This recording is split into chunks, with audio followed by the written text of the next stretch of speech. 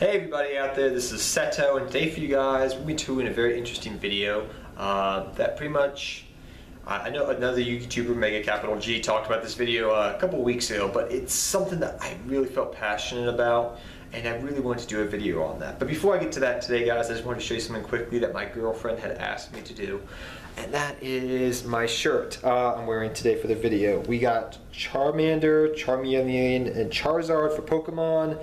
Dragonite is my favorite Pokemon, but the Charmeleon, I guess you could say the Charmander family, is definitely one of my favorite. Charizard is one of my favorite Pokemon of all time, and yes, she just wanted me to show you that shirt that she got for our anniversary. So, enough about Pokemon, on to Yu-Gi-Oh!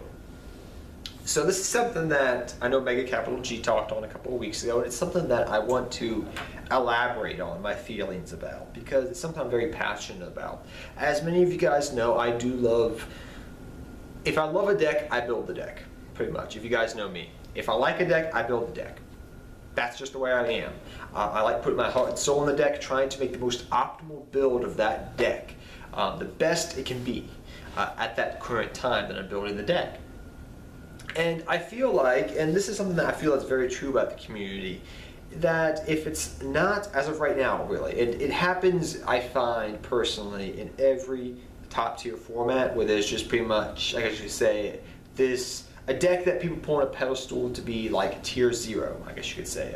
Good examples in the past would be, I guess you could say, and I will point these out, Chaos in 2004. I remember as a kid, people said you either play this deck or you're not playing Yu-Gi-Oh! I guess you could say another good build would be Teledad. I remember that, people said, but even though if you couldn't afford it, nobody really played that deck, but still, people said if you want to top a big event, you need to play this deck. Same thing with Dragon Rulers. People said if you're not playing Dragon Rulers with spellbooks, what are you doing in Yu-Gi-Oh? And in today's game, people are saying kind of the same thing. If you're trying to, win an event, if you're not playing freaking Cosmos, you're playing your Mega Monarchs, your Pepe, what are you doing with Yu-Gi-Oh? Why are you playing right now? And granted, I know Mega Capital G stated that in that same exact way, but I personally feel the same way that he does. Why feel that way? There's so many good decks out there in the game of Yu-Gi-Oh! And I'm not trying to make my video just like his. I'm literally just saying I'm passionate about this. There's so many freaking good decks in the game of Yu-Gi-Oh! Just because it's not the best deck right then does not mean it'll be a good deck freaking down the line. There's countless decks I know really in Yu-Gi-Oh! History this is true, which he did point out. Things like freaking Six Samurais, Gravekeepers, Ritual Beast, I know like from last year. There's Gyugia, Dragoonides. Gyugia, when they first came out, people thought there was a bad deck, and later on, Fire Fist. There's so many decks that have come into the Yu-Gi-Oh! Into Yu-Gi-Oh! People said they're a bad deck, they're really not a good deck, and then a while later, what happens? It's a great deck. It's a meta deck. It happens countless times in Yu-Gi-Oh!'s history. I can't name it enough. Heroes. Believe it or not, when Heroes first came out in the game of Yu-Gi-Oh!, people said it's a horrible deck. It's a horrible deck. It really is. Same thing with Performance Pages. When that deck first came out, people said it's a horrible deck. Even when after Lava Chain got hit, remember what we all said about Pepe, Clown Blade? It's a dead deck. It's a bad deck. They're dead, they're gone, they won't ever be a deck. Fast forward about 5 months, and what's going on right now in the main meta? What's one of the top decks? Oh yeah, I forgot. Pepe. Former Pals. Yeah. Yeah. So that's what I'm trying to say is, just because a deck is not good right now doesn't mean it could be good later on. And just because it's a low tier deck does not mean that it's a bad deck. I can't tell you how many times, and let's go down memory lane a little bit, just for some decks that have topped that people did not consider meta at the time even, or lower tier decks in the game of Yu-Gi-Oh! That won at events that people did not expect them to win or even be at that event. So I'll go back in time a little bit for you guys. So let's go on a time travel trip here. So back in the day, I remember, I think it was Dino Rabbit format, wind up in Sector format, somewhere back then, I guess you could say, after around Chaos. I forget what that set was, but beside the point. There was a guy, I'll never forget, that won the YCSs in the United States. He topped with X-Sabers. And he didn't even have a freaking side deck for that matter. And he topped at a YCS event with X-Sabers. I think he was in the top 15, top freaking 10. Fast forward to a couple of a year or so later. freaking at YCS Toronto. I'll never forget, again, a guy tops in the Dragon Ruler format, right when after Dragon Rulers got hit. We were it was early on in the format, mind you, though, but freaking Dragon Rulers and Spellbooks was still considered to be the best decks of that time. The guy tops with Black Wings, which don't even have Gale at 3. They only have it at 1 at the time. At a YCS event, he tops with that. And then fast forward, let's go a little bit ahead, I guess you could say, and this one is not as glaringly obvious as the other two, but let's go back to YCS. I think it was Austin with Dallas that happened. It was in Texas this past year, where a gentleman freaking tops a YCS going undefeated. No matter what you want to say, if he freaking top deck reasoning, whatever, it's not the point. What I'm saying is he tops at a major event with Infernoids, a deck that people were not expecting to, to top at that event. They're expecting all these other decks to top, except Infernoid. A deck that's off the radar, undetected, wins the major event. And at the regional level, this happens countless times where to qualify, and I can attest to this for myself. I've played the lower tier decks, and I've got my qualifications at regionals because I played the deck that was not the main meta deck. People weren't expecting it, people weren't prepared for it, and you win.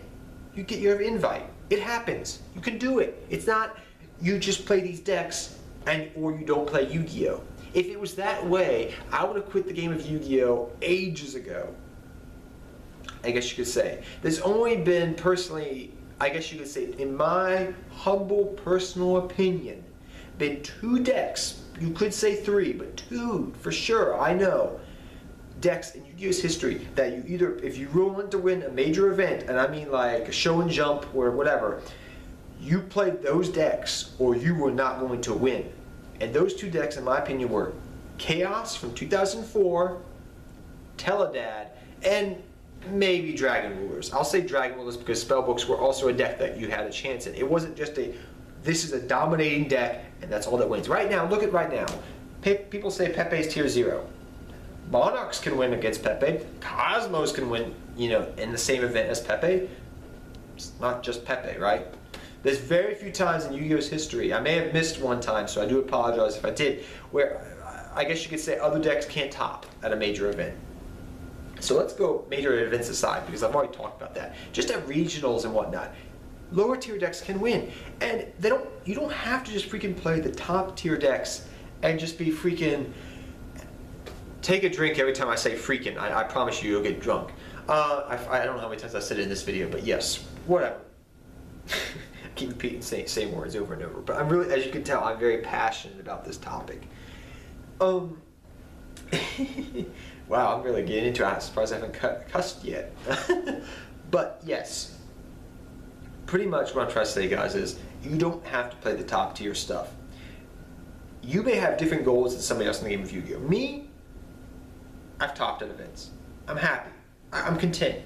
I'm an older player that has enjoyed the game of Yu-Gi-Oh! And as time is going on, I find more enjoyment from playing the lower tier decks and trying to kick somebody's ass who thinks because they have the top tier deck, it's the be-all end-all deck. And now granted, some of my best friends play the top tier decks because they really want to win an event, and that's perfectly fine. No offense to them. I love them. They're some of my best friends out there. I have no problem against them, but I get a little satisfaction inside of me when I play a low tier deck and I beat them. I really do. And just playing casually for fun with a good deck gives me more enjoyment than playing the same old deck time and time again. Heck, I remember when Six Samurais was main meta and Gravekeepers were main meta back in Plants and whatnot, and Scraps were a thing, people thought. Playing those same decks over and over and over 100 times in a row gets really, really freaking boring. Yes, it makes me understand the deck more and be able to face the main meta decks and be better in the mirror match to some extent, but it gets boring. It gets lazy. I don't want to profile, I don't want to see, every time when I get on YouTube, and especially after a major event, it's not always, mind you, but a lot of times it's the same deck, built the same way over and over and over again. It gets boring. It really, really does. It gets so redundant when it clogs up my news feed, and I know people feel the same way and have stated this countless times. And I'm not hating on people for making content on top events. No, I mean, I love watching it. I still watch those videos because I want to learn that deck. I want to learn how to beat that deck. That's just me as a player. I found enjoyment from beating top tier decks with lower tier decks. And there's a lot of good decks out there in the game of Yu-Gi-Oh! Just because it's not a top tier deck does not mean it's a bad deck. There are so many good decks out there in the game of Yu-Gi-Oh! Now, granted, I understand what people say, and this comes from a player that's played it, competitively for a good amount of Yu-Gi-Oh!'s history. I understand. Your percentage is better if you play a top tier deck because that deck is better because it's more consistent, it's more, it has more plays, more power plays, it has a stronger power play, whatever the case may be that is. You have a better chance to win by playing that top tier deck.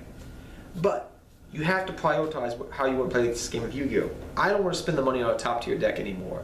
I broke the bank enough back when I was a kid. I want to enjoy this game.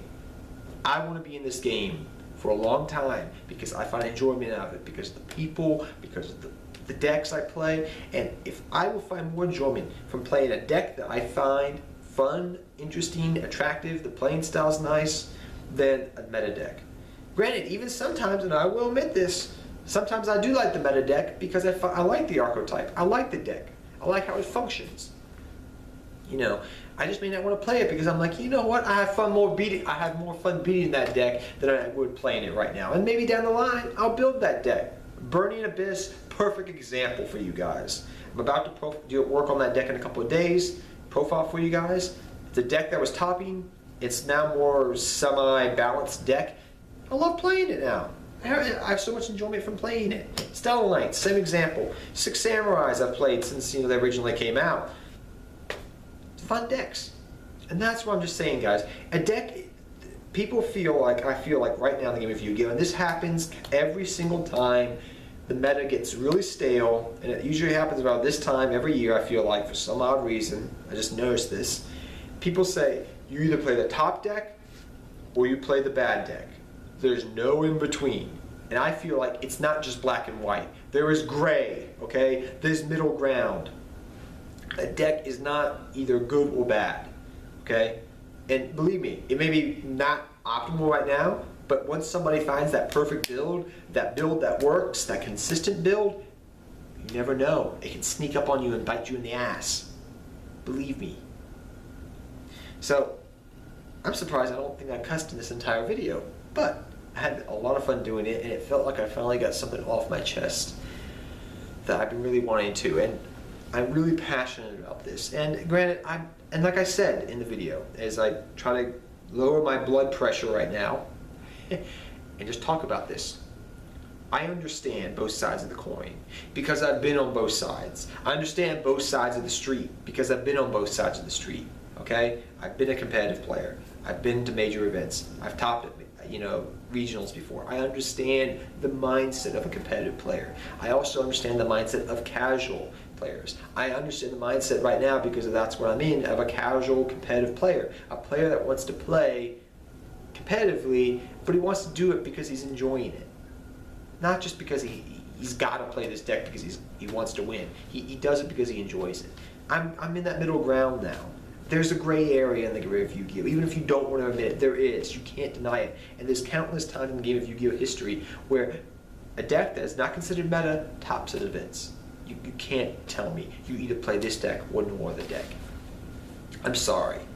That's not the case. And you can look through the history of Yu-Gi-Oh! Archives to find that out. That is not the case.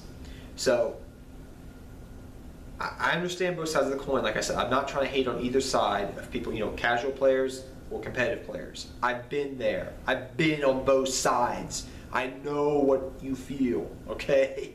I know the strain when you're trying to pay for that competitive deck and you feel like it's either this deck or no other deck. I've been there, okay? I've been to these places before. I understand when you want your Dark Magician or Blue Eyes deck to be good and beat the meta, but it can't.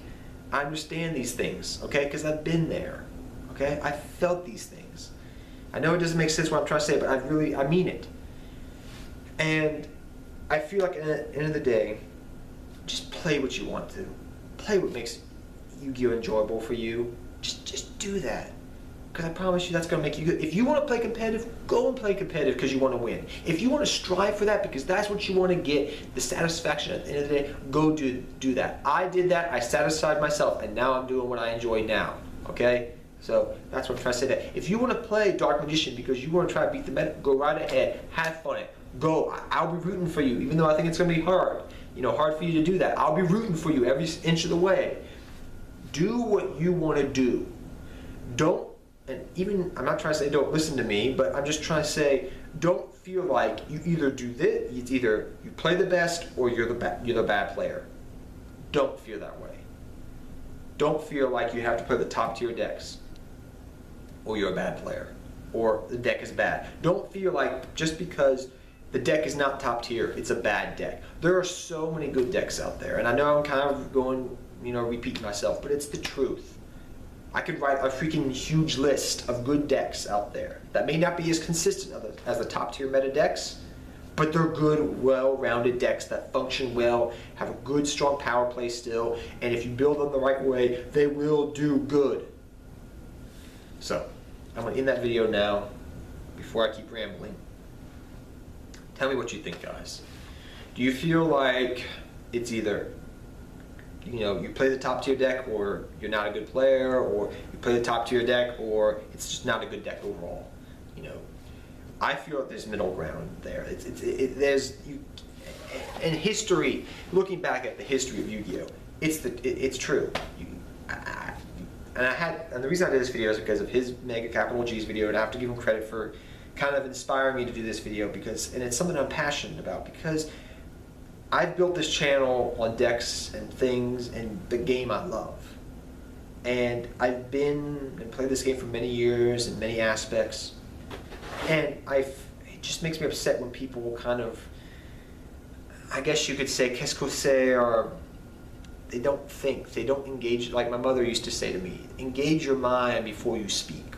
They don't think, they don't do their research. It makes me upset that they're kind of not thinking, using their brain, the gift that God gave us, or whoever you believe in. Kind of irritates me, no offense. I'm not hating on people that don't do that, great, whatever. But use your brain, please. You have it for a reason. Make your own decisions. Me, I'm just giving you my opinion, okay? That's all I'm doing. And apologize if you guys don't like this video. I do apologize if you don't enjoy it. If it's a rant or whatever you want to think it. I'm not trying to make a bad video. It's just something I want to get off my chest, and I feel like I got it off finally. And I'm making sure I got it all off. Yeah, I think I got Charmander. Do I have it all off? Yeah, I think I do. But yes, thank you guys for watching this entire video if you did, and I'll see you guys next time. Take care, everybody. Seto Kaba, I'm out of here till next time, guys. Take care.